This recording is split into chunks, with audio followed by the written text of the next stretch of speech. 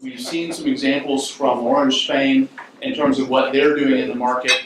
Want to have a few, some discussions now around some other areas. The one I wanted to have now was around the user experience. And if we look at user experience, how many of you had one of these in your home? How many may have that still in your home? It's interesting as we look at some of the traditional user experiences, we can actually learn from what we see from those areas. Here, these are all manual. The interfaces, the user experience, it's manual.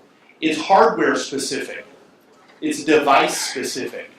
And perhaps most importantly, all of these had to focus on ease of use.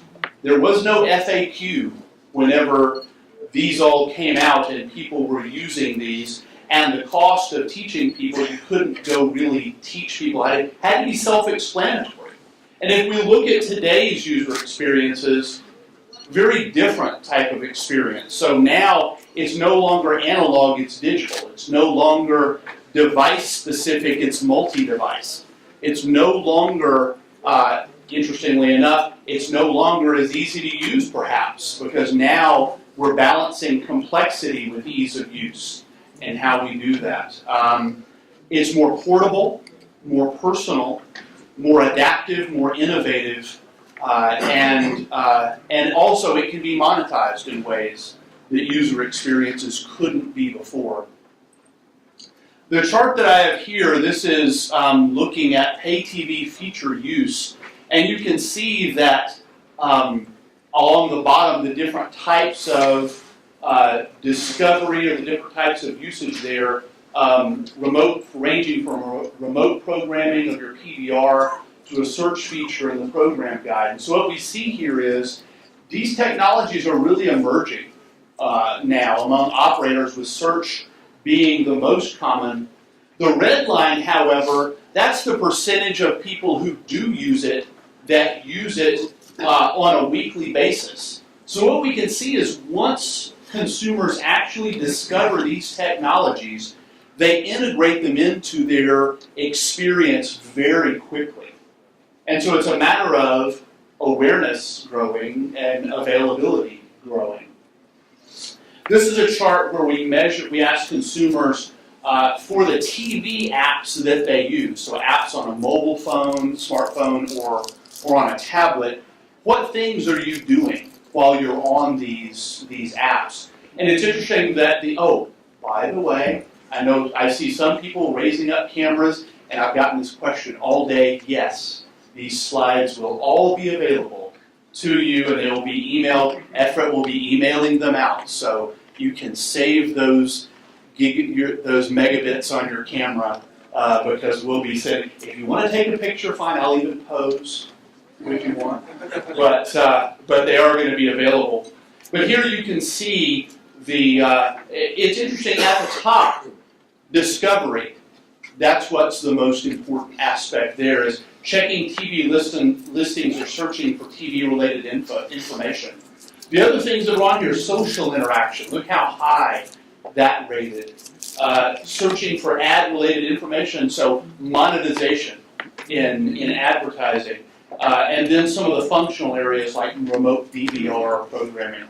So I have invited these three. I've selected them because they're all very passionate about the user experience area and very knowledgeable. And so thank you, gentlemen, for being here. Let me ask you, if you would, to introduce yourself and start with, starting with Antonio.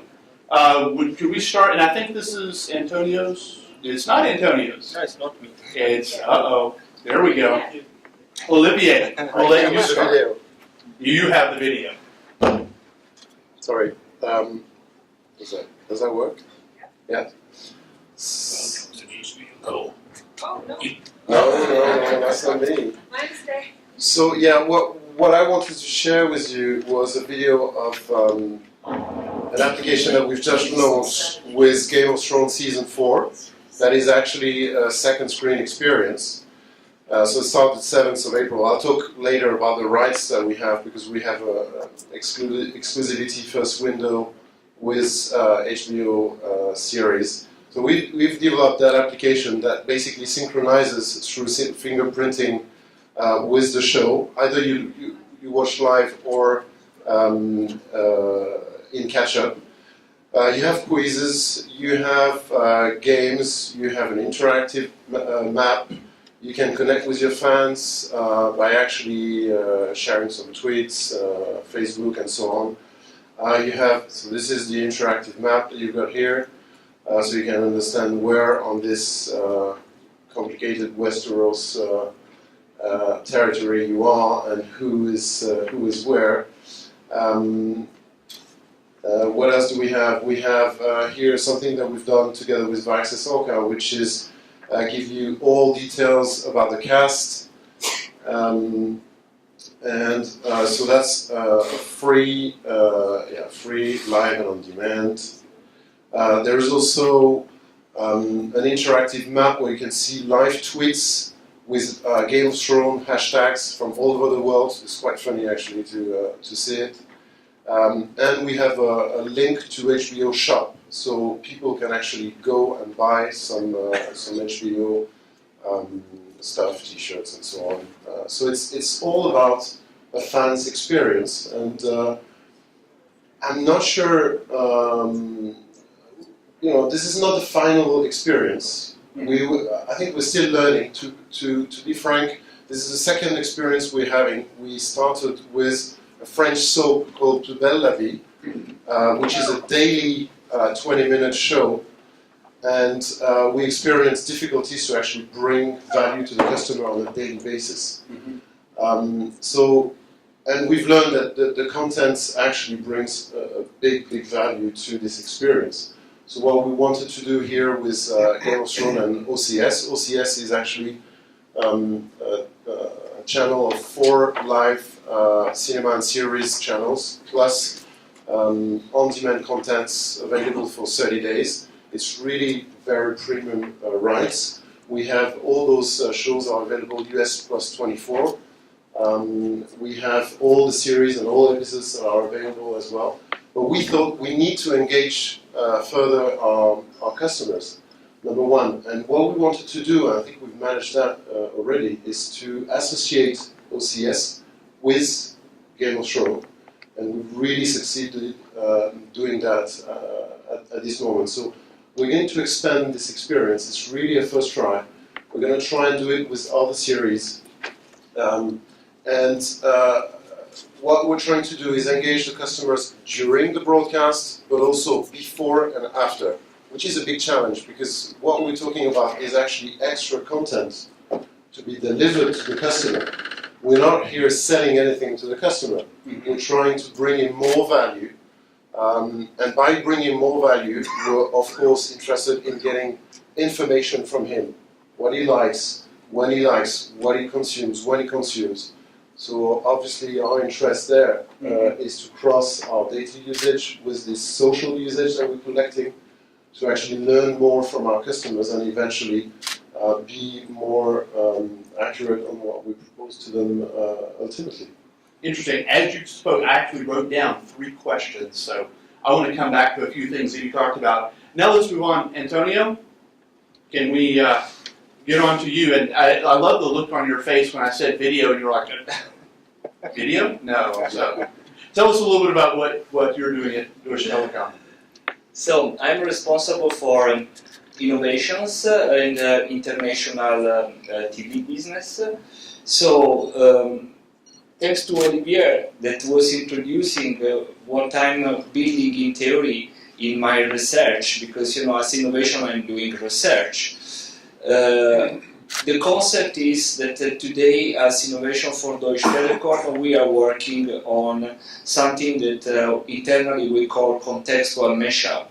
So it means that we want to enrich the proposition in order to create a stickiness with the customer, in order to have the customer to come to our proposal, our content, by using an experience that is unique.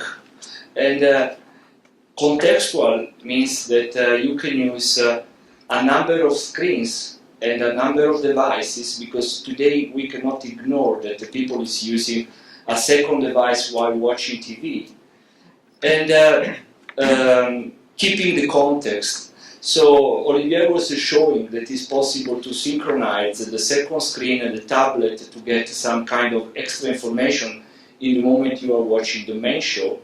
And this is a good contextualization. You can have lots of fidelization by having people to tweet, but also you can have in the future a good platform to build indirect revenues, because it's very convenient to get extra information that can lead to, for example, some kind of e-commerce or commercial transaction. Mashup is another good word, because we must admit that we don't have all the solution in-house. So we are working OTT. This is the moment where internet is doing the best also for the content, but also for the application that are empowering the content. So there is a strong possibility today to engage people by using a number of applications that somebody else is doing. That's the mashup. And the most simple example is to have some tweets that are related to what you are watching. So Twitter is not our platform. We don't have any control about what's happening in the community, but we are using in order to have a sort of, they call live soundtrack on top of some kind of program. In that moment, the program itself is not a program anymore, but it's a social event. And that is making lots of difference.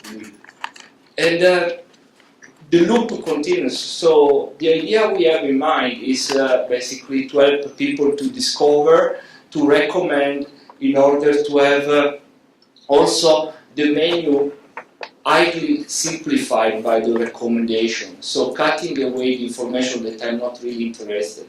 And then to play on the big screen, and while you are playing on the big screen, basically getting the quality, getting the experience that you are paying for, continuing to keep people engaged with the second screen, continuing to acquire information, continuing to let them to discover something that they don't know. Today, especially for a telco operator that is not very strong on content, not like a broadcaster at least, we need people to discover our extra services. The challenge today is also to discover how they can move from the subscription to a transactional domain. Most of our customers, they are only zapping. And the zapping is good if you subscribe to some premium service. But the young customers that we want to approach, they will not zap anymore. They will start basically the experience from their own personal device, but probably they will also like to watch something in 4K in the future. So for those kind of customers, the only word is transactional. I'm used to buy Microsoft Word or Office package. So I spend €200 and I have my package, is my own, whatever. This kind of generation is buying apps. I was telling before, they buy $1, one app, they use it for a couple of days, they throw it away, they buy more, they buy more. So at the end they spend probably more than me, all transactional, all on demand, all with a short life cycle. So that's happening also on the television, and is becoming much, much, much popular today. We cannot ignore. So why I'm trying to rationalize this kind of process in this framework, contextual mashup, so collecting all the tools that are enabling partners to valorize, to create value on top of our core content that still are quality, branding, content as well, but also customer management. Interesting. And let me move along and get everyone to introduce themselves, and then we'll get into some of the questions. So, hey Guy, please, just a brief introduction. Though I think most people here know you, but But go ahead, just a quick. I'm Chagai, I'm the founder of Orca and the deputy CEO of Viaxis. And so, why have I dragged you into this, into the user experience panel, do you think? I believe, if I need to guess, it's because the side that I brought into Viaxis Orca from the Orca side is mainly focused on engagement and user experience. We've been doing it for forever, and that was our challenge for the last 14 years. So Yeah, Hagai and I have been talking about user experience for years now. So that's great. Well, let me throw a question out to the group. One of the things that I'm seeing in user experiences right now is as operators look. Originally, when operators went to multiple devices, their first attempt was replicate the television experience on all of the other platforms. Didn't work. Not really. And then now they're coming back and they're having a debate about, does that user experience need to be dynamic and changing, or do I keep it stable, which is what the set-top box is like? How do you balance that? What's the right balance, and how do you make a decision? Should the experience be dynamic and changing, or should it be stable? Well, first, decision making in an operator is a tough thing.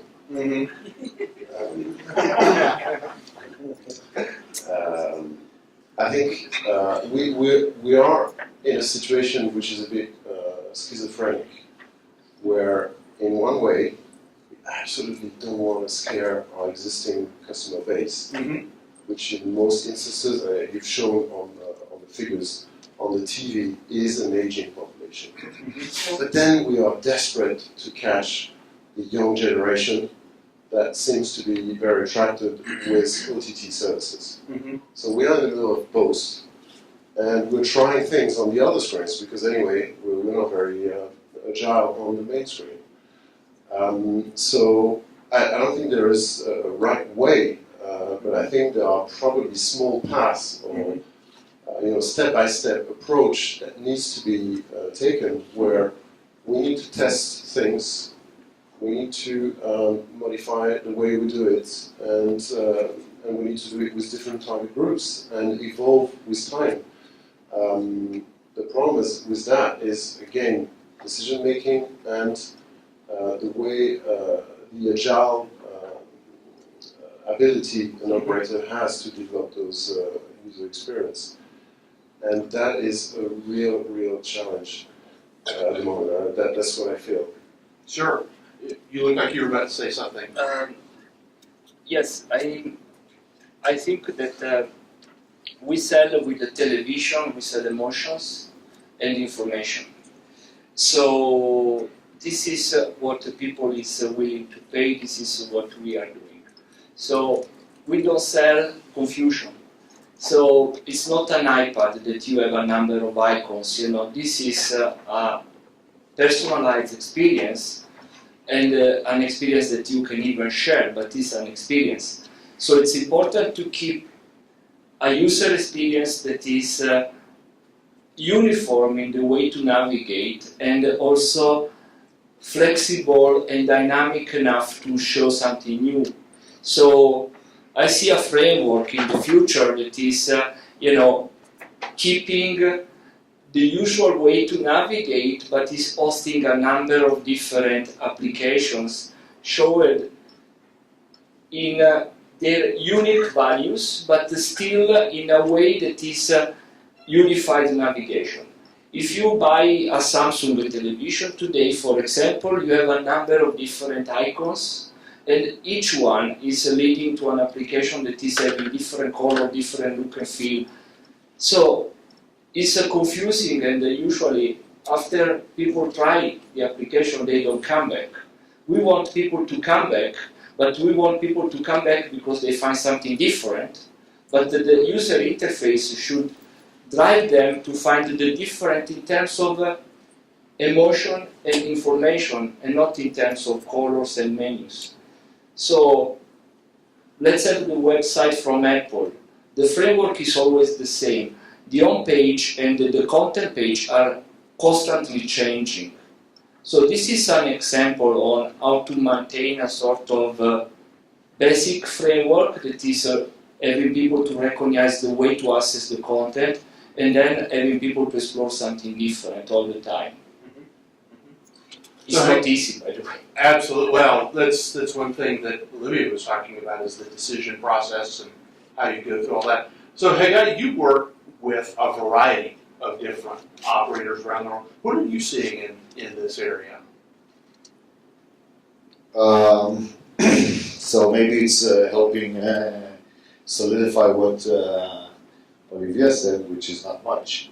I mean, it's really slow and it's challenging, and for objective reasons as well. So I think we're seeing a situation where, and I agree completely with Olivier, it's a transition phase. It's a situation where who knows how long it will take, before it happens. But again, in my opinion, the TV as is going to be more and more actually a screen and less a gateway. Okay? So if you think about, if you go enough to high level, what are we talking about? We're talking about gateways to content, right? People, first of all, they need a gateway to reach and to be able to consume the content. And then you ask yourself, okay, so what are those gateways, or what are the future gateways that people will use to reach that content? And of course, how those gateways look and so on. And for me, and maybe again, it's just my personal opinion, and smart TV, for example, and so on. I actually don't see the value in that. I think that's the television television with a remote control by definition as a standalone gateway is won't be able, with all the smart TV, which is very smart. It's a whole operating system, applications, whatever. It's based on a remote, and in that respect, it's never going to be able to compete with the new gateways that are out there. So there's the transition phase where, of course, not everyone has iPads, or even the older population doesn't use iPads, so that creates problems, and there is a transition phase. But at the end of the day, for me, the TV at the end is a screen, and it's going to, by the way, remain a very, very, very important screen. It's not going to disappear. We see already people watching videos on other screens, but it's definitely going to stay, probably even maybe the prime screen still. Well, you saw the data that we had exactly. earlier, that the TV and then the others were much Well, smaller. the question is it a screen or is it a gateway? And and how long will it take until it's, look, I've got smart TV for many years, I like to play with everything. Obviously, I have an early adopter and to some extent a geek, and I just don't get it. I mean, I just don't use the smart TV. What's interesting is at IBC this past year, Samsung was on a panel and said that, and this is Samsung, said that they felt like their experiments in smart TV, they didn't consider to be successful because of the adoption rate.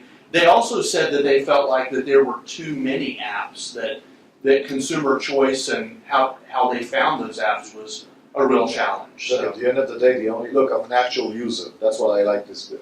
That's why I love the business, right? For me, it's relatively easy. I'm a consumer myself, and I just need to connect the consumer part of myself to the guy who tries to, imagine the next thing. And the only thing I do use on the smart TV is when I launch YouTube, and immediately I sync it with my YouTube app on the phone. I pair it, which you do once, and then you just browse your phone, and once you do the play, it plays and screens on the television. But your browsing, your experience to discover content is done on your devices. And so that's the only thing I'm doing. And I tried to get my kids into it. It didn't happen. So it's for me. It's and still, there is a phase until until something changes or whatever. So Sure. I do see the screen adopting a smart TV being, for me, a smart TV is a TV tomorrow that can support all the right formats, has the security handover between devices, has DLNA, has mirrorcasting, dial, whatever the protocols are. That's the smart TV that really can. But you're talking, its function is display. Yes. It's not intelligent. Something, Olivier, something you mentioned earlier. You said you talked about engagement, and you talked about using this, and the big key was engagement. Why? Why engagement? Why is that? So, is it not enough to be the deliverer of content? Why do you feel like it's important to that engagement is important, and what do you seek to get out of that? Well, first, why is it important? I think we mentioned earlier, our competition are not just the other ISPs. Mm-hmm. Our competition are all existing video and live services, Mm-hmm. user-generated as well. Mm-hmm. So we are all fighting for one same thing, which is the time people are spending in front of their TV or their tablet and so on. So this engagement is actually a way to ensure that our customers are actually coming back to us because of this specific user experience that they cannot find on other platforms or other service providers, because they like it, because they're used to it, and because they get more value from it. Mm-hmm. So it's a question of loyalty. You know, for us as an operator, churn is extremely costly. Mm-hmm. So it's loyalty means less churn for us. And as I mentioned very quickly as well, a customer that is engaged will be willing to share some of his information with you Mhm. because he likes what he's doing, because he's happy with the experience. Therefore, he's sharing, he's doing this, he's doing that. And well, he knows part of it, but we are tracking everything that he does. Mhm. But he's willing to give us this information as long as we give him back this value and this user experience that he likes. The day we do it too extensively in a promotion, too promotive way or too aggressive way, then we cut the contract. But the contract which we're trying to actually build with our customers is really that. We're going to offer you the best of breed experience. Mhm. We're going to engage you through the content with the best content ever, with the best experience, and with extra content that you cannot find on other platforms. Mhm. And in return, we're going to connect some of this information about your usage, about who you are, what you like, and so on. And that will help us improve this experience over time. Because as I said, the example of Game of Thrones is just an experience, and we're not at the end of the story. Mhm. I think one anecdote I want to share, when we had the premiere of Game of Thrones Season 4, we've done a big event at one of the big theaters in Paris, the Grand Rex. 3,000 people. We had some actors on stage and so on. And for the first time, I felt like, wow, there is a big community of fans around this. We had tweets on the side, people saying, everyone who loved the Lannister, please stand up. And then people were, woo, it was really, people were engaged. And something that you feel, which is, it was live, it was with people around. I think we're trying to do the same, which is more difficult, at home, while you're alone. But we need to connect people, basically, while these people are at home. So it's a long process. Sure. Well, it brings up, and this question is for the whole panel. Whoever wants to answer is fine. Whenever I talk to operators, the question that I get most often around second screen experiences is that just a niche group in the market that are just crazy about the content, or is this a mainstream application? Is there any evidence you can provide? What makes you think that second screen is mainstream and not just niche? Anybody? I can give two figures. Okay. Game of Thrones, we have already, we have almost 100,000 downloads of the application Mhm. in 5 weeks. Oh, okay. It's a pure second screen application. And another example, Football League One, which is a pure application available on smartphone and tablet. We have almost half of the people watching on smartphone and tablet, so it's coming. I feel it's mainstream. Yeah, definitely it's mainstream. So you don't have to confuse a mobile TV with a second screen, so it's not a replica. If the second screen is a complementary to offer to the big screen or to the living room screen, so it's really making the difference, and is really something that we should care about. Consider that most of linear channels today, they are interacting with people, asking them to interact with tweets.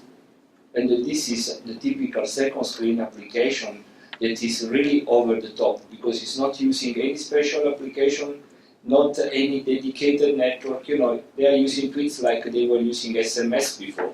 And I remember that I was there at the SMS time, and there was a very slow adoption of SMS and this kind of premium communication. So second screen definitely is a meaning to enrich the experience of the customer, and is totally moving the experience from a normal program to a live event. Consider that what we call the linear TV will change very soon, and probably next year we will see what will happen, because I'm feeling from the trends that the linear TV can be divided in two parts. One of them will die. The live event that of course will survive, so something that is transmitted in real time, and then the pure linear programming as a playlist that the operator, the broadcaster, is preparing for customers that cannot interact. So by launching House of Cards, Netflix was giving a strong message.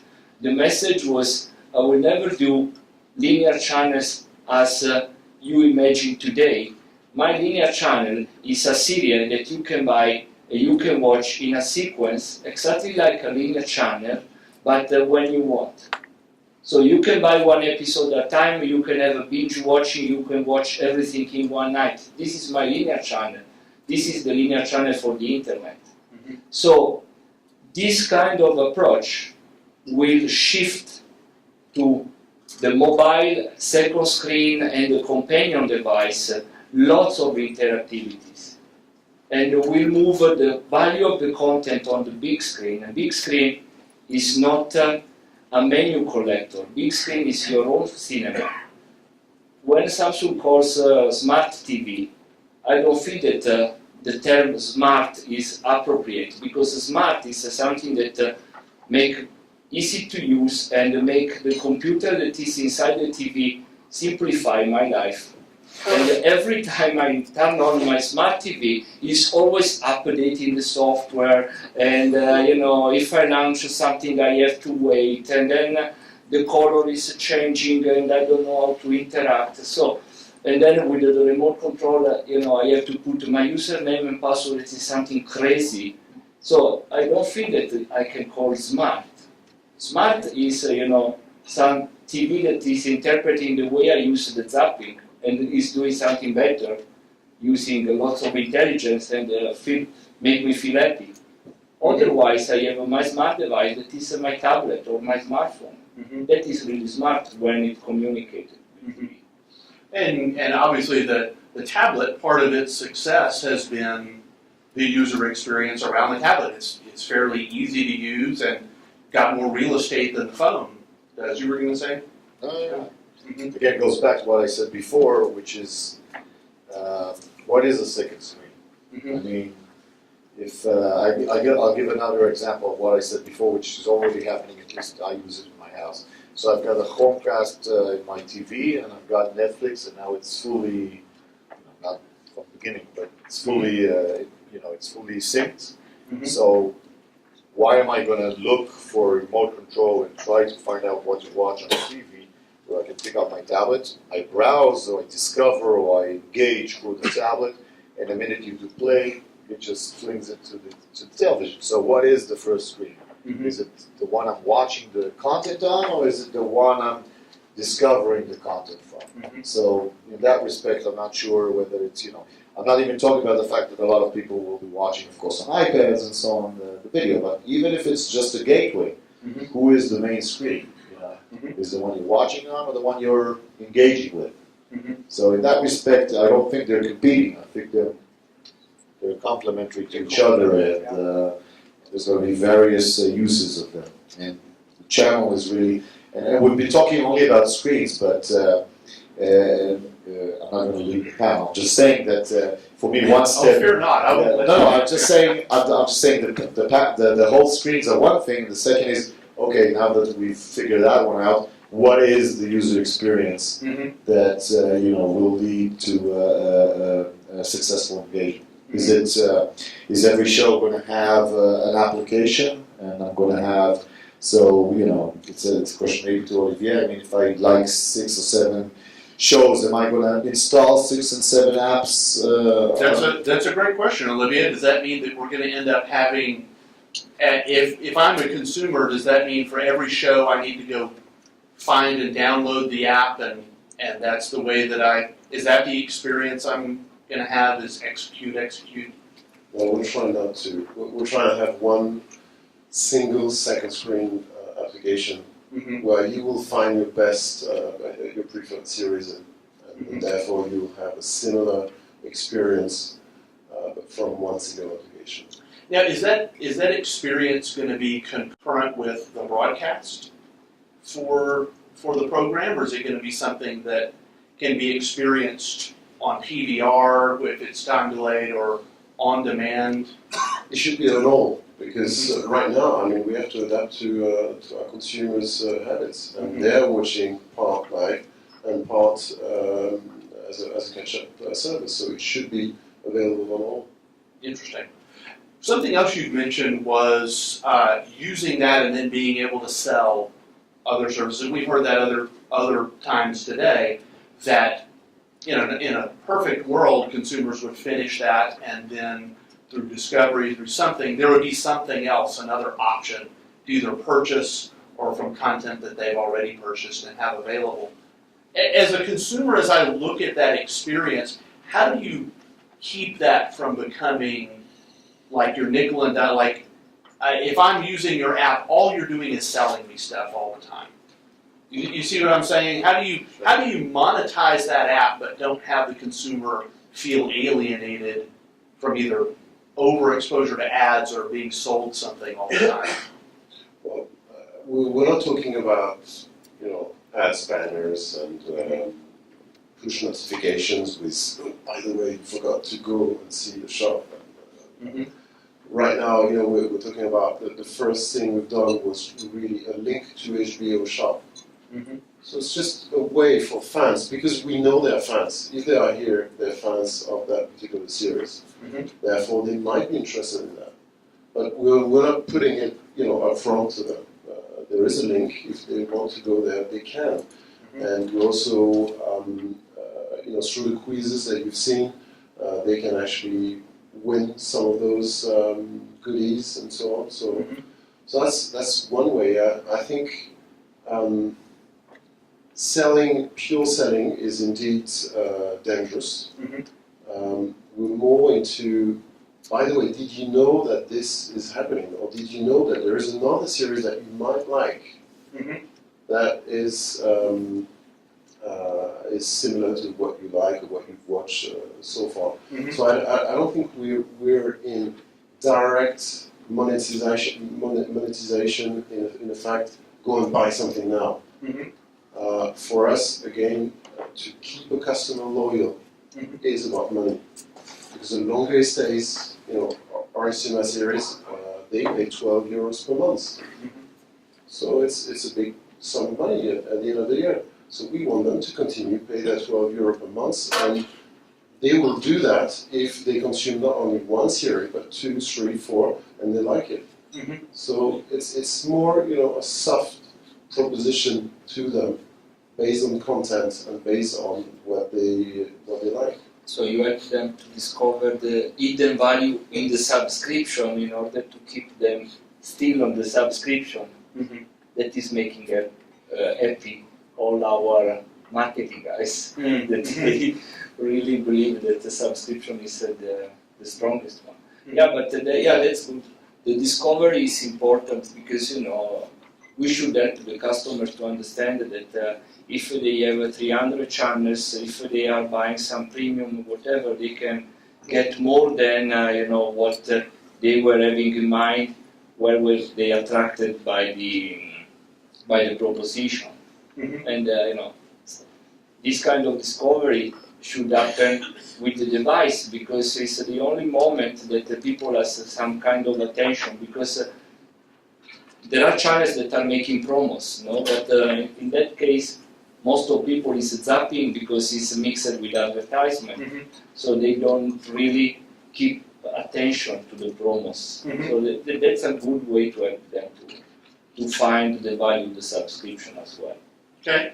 I want to get into a bit, since we've talked around implementation of these experiences, I want to get to lessons learned, and I'm going to actually turn and reach over to this. So we actually, earlier today, we heard from that, yes, you all had launched a multi-screen experience very, very recently. Would one of you like to share a little bit about maybe something you learned from that experience, a challenge that you overcame? Tell us a little something about that. Can we? Hi, Ron Seoff here. So two things. First of all, there is, as far as we know it, big difference between second screen and TV everywhere. It's two different things from our point of view, and it shouldn't be mixed.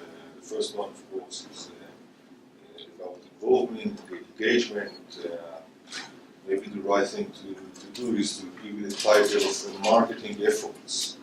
The second thing is actually the trial to have a virtual set-top box. That means that it should be as close as you can to a set-top box functionality, plus any addition supplementaries that you can add because you are using the internet, you're using personal devices, you have more data, so on and so forth. We think that the basic functionality, it's not very popular to say that, but the basic functionality of a TV screen should be stable. But you should probably add on it search and recommendation engines that you cannot add successfully to set-top boxes. You probably should have a social layer on it, again, which is not implemented very successfully in the traditional set-top box arena. And you can give more data and experience of discovering using this kind of devices. Again, one should remember this is a long way to go. I think until the day that people will use it actually as a virtual set-top box, probably my daughter, my little daughter is about 10 years old, she probably would be 20 or 30. This is the time that when people will use it as smoothly as we imagine in our mind. Basically the TV business, because its approach, large customer base, moving fast on the edge, but moving very slow for the big consumer base. Mm-hmm.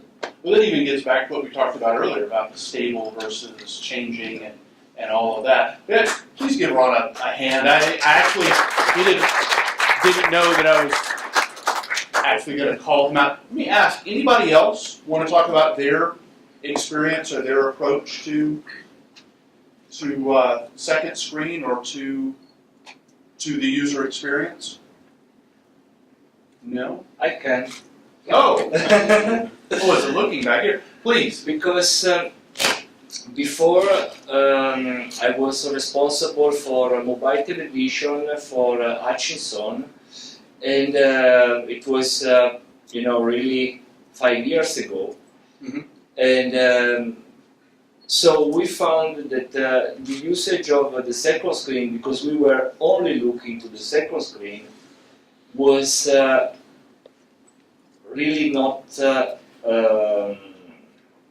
successful. And then we discovered why.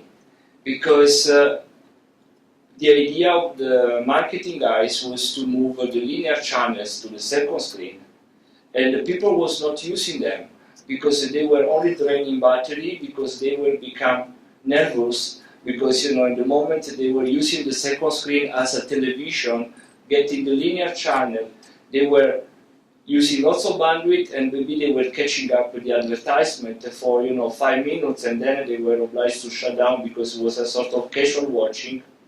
In the moment we move this kind of linear old-style television to become a sort of linear on-demand. So basically you can get the latest news, you can get the latest episode, so still in a lean-back mode, still pushed by the network. But starting and stopping like a video on demand, not like a stream that you are grabbing from the air. Mhm. So then the people start using, and we monetize a lot. Mhm. So and that was 2005, 2006, with this kind of experience. It was at the beginning, of course, only mobile device. Because tablets, they were not so popular, they were not existing at all, and now it's the same that is happening on tablets. So the smart operators are not really pushing for live channels, except if you have, I don't know, some kind of event, X Factors, Big Brother, the soccer, whatever. Of course, that's live, it's good to watch. But for the rest, who is only replicating the channel offering on top of the tablet, hoping that people will watch for that.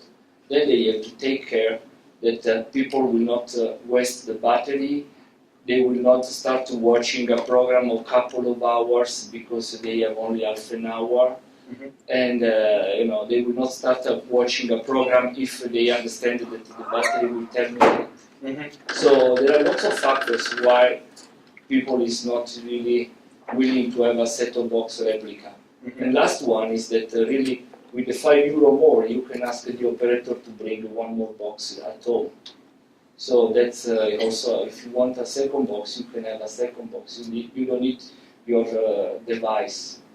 But to do what the Deep was doing with Game of Thrones, so you needed the device, and the device is showing the power. So.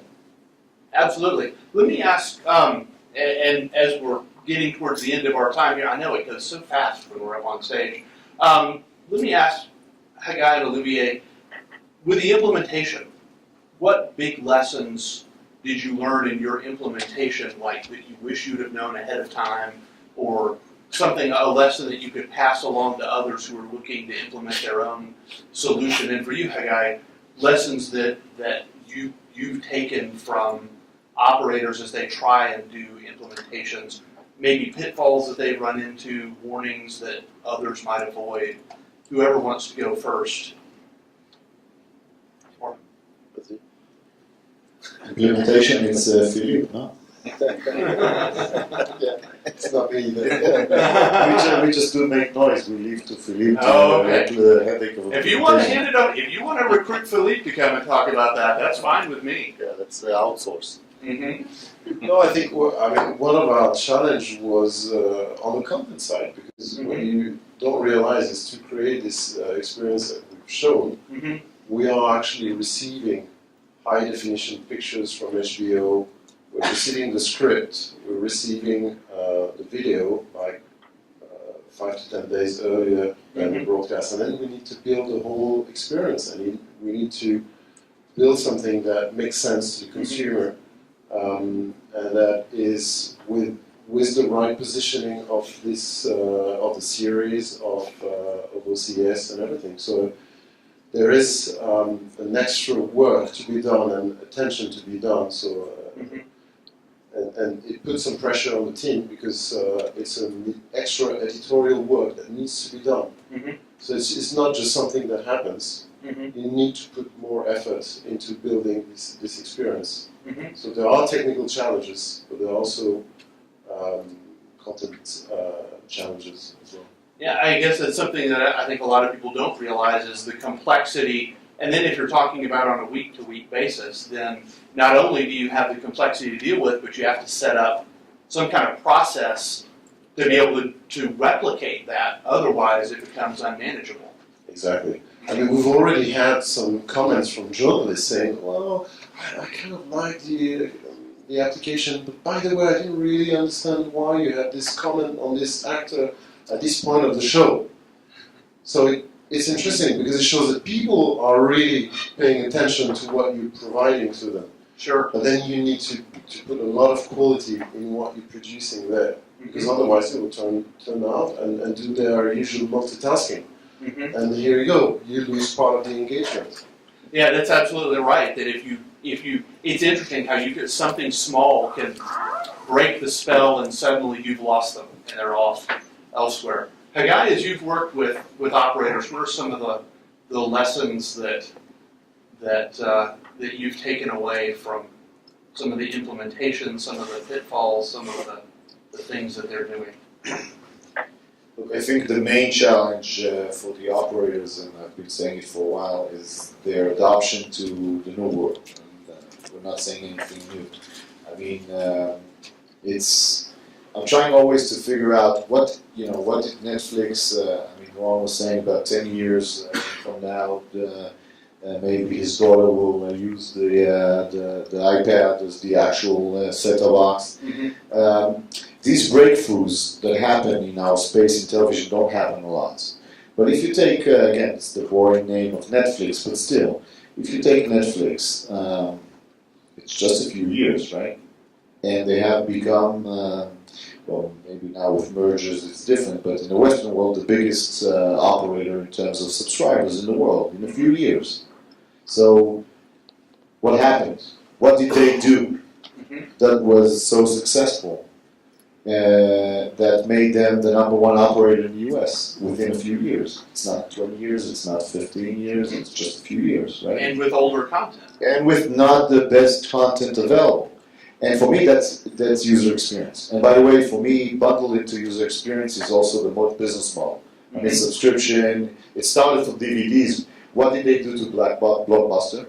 They killed Blockbuster via user experience. What do I call user experience? The fact that instead of going to the store, parking the car, being late with the DVD and all that, people use the mail-in order and whatever, and that was a different user experience, including a different business model and so on.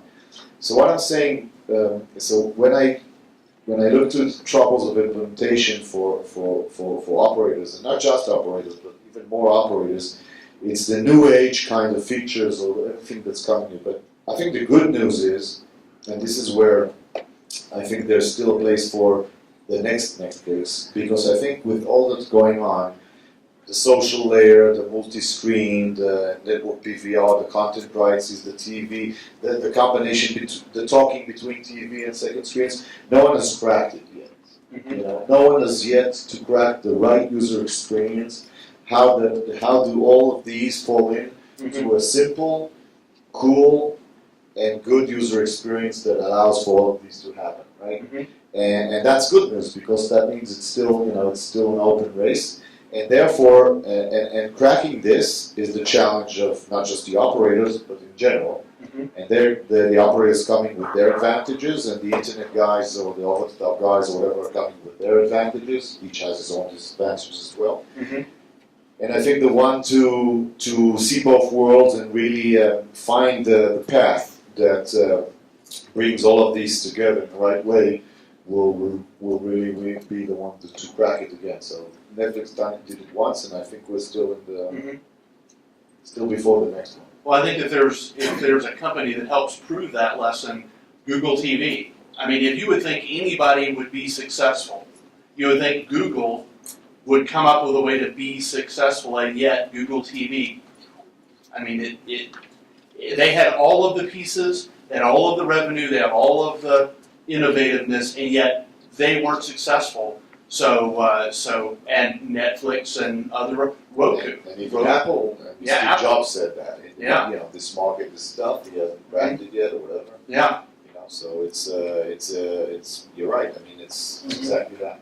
Antonio, I'm going to let you moved last, so I'm going to let you have the last word here, and then we're going to move on to our next panel. Now I want to explain one thing that is extending the concept of over the top. So people buy content from us. So there is, they can buy what we sell because they get some convenience, but in that case there is not really big value. In general, they buy content, and when we started this meeting this morning, you were telling one of the differentiation factors that will attract people is to have premium content that are unique. And so not all companies are rich like Netflix that are able to produce their own content. Even if Yahoo wants to do the same or whatever. Not all companies they have this kind of mindset like Google. Google is not producing their own content. So still we Not can yet. Yeah. not yet. But so why they are not Well, with successful? YouTube, they're funding Yeah, this that's or that. But consider that what Olivier was telling is important because we have the tools, the knowledge, and the possibility to produce our own content starting from somebody else's movie and then building something that is only our proposition, so it's only something that is identifying ourselves as a content producer by moving the extra information on the second screen, creating something that nobody else can do. Because we are not buying and resell something that is coming with the application. We are making the applications. So this is our answer where we say we need to produce our own content. We can. We can produce our own content by using the second screen. Even if we don't have actors, we are not good to make movies. We are IT people basically, and we are good to make websites. We are good to make metadata. We are good, I was called Very Mr. good to Website recently. You know how to make websites. No, what? A web what? Okay, great. Please give our panel a big hand. Thank you guys.